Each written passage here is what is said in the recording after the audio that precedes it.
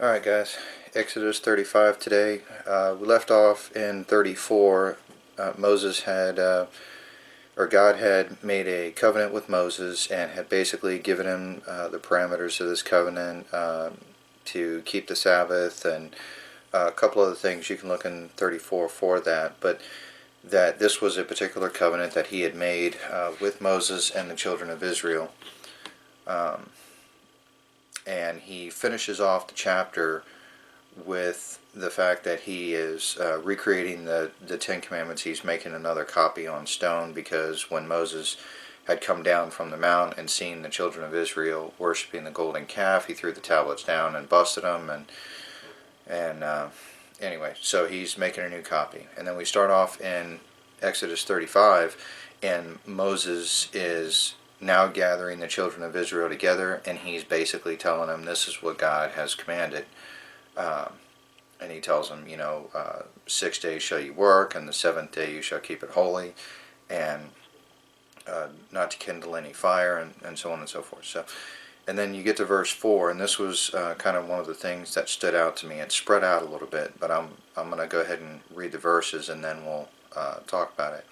In verse 4 it says, And Moses spake unto the congregation of the children of Israel, saying, This thing which the Lord commanded, saying, Take ye from among you an offering unto the Lord. Whosoever is of a willing heart, let him bring an offering of the Lord. And then verse 20, And all the congregation of the children of Israel departed from the presence of Moses, and they came, every one whose heart stirred him up, and every one whom his spirit made willing, they brought the Lord's offering to the work of the tabernacle of the congregation.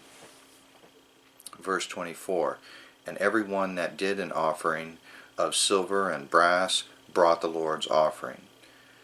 Verse 25, And all the women that were wise-hearted did spin, that's talking about sewing and making fabrics and stuff like that, did spin with the hands, and brought that which they had spun, both of blue and of purple and of scarlet and of fine linen. And verse 29, The children of Israel brought a willing offering unto the Lord. So over and over here we can see the emphasis, not just that these people are bringing an offering, but that this is a willing offering. This is something that is in their heart. Moses makes it clear, and God makes it clear to Moses that he's only interested in obtaining an offering from those whose heart is in it for the right reasons. And this is kind of in contrast to a lot of modern day evangelical preachers who really want to push either the guilt aspect or that hope of financial reward, that if you give, God is going to give to you, so now your giving is therefore, it's for your own benefit, it's not for God. And God tells him here, look, I want you to give of a willing heart. And giving is something that it is critically important, not because God is poor and needs your money, but because it is the easiest way for us to demonstrate faith, particularly in our society where we are so materialistic. Any of you guys who have ever done any traveling overseas, ever been to the Middle East, ever been to some poorer countries, third world countries, you know what I'm talking about. It really changed my perspective when I started visiting some of these countries, when I started working in them, because of the fact that the things that they care about, or the things that we care about rather, are the furthest things from their mind. I mean, we have such a materialistic culture that the very thought of giving even a portion of what we have to God is just, you might as well have just ripped the hair out of your child's head or something. It's the furthest thing from our minds.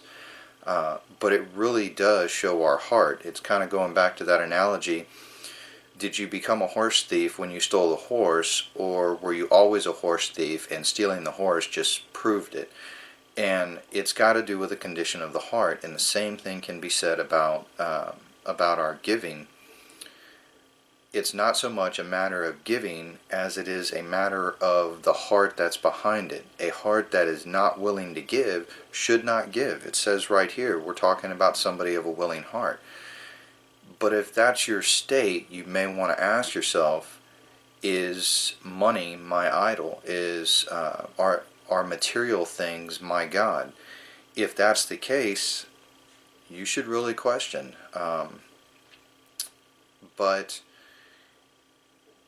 if it's not the case and you still struggle with giving, sometimes it's a matter of faith. I don't trust that God is going to give me enough to get me through this month for my bills, or whatever the situation may call for. Maybe it's a matter of God trying to teach us that we can do with a little bit less than we have. All of these are huge opportunities to trust God and to have faith. And I wasn't always kind of this mind, but I really not enjoy, but I really do, I can't really find the right words. I have a certain peace in financial struggle now, because those are just opportunities to trust God, and I've just been in those situations a number of times where I've seen Him come through. Where even when you find yourself in that situation, I'm no longer focused on, oh, how am I going to make this happen? Although, I still worry from time to time, but in the back of my mind, I'm sitting there, I'm like, yeah, I'm fixing to see what God is going to do here, and it's an exciting time. So don't shortchange yourself on missing that opportunity to see God work in your life.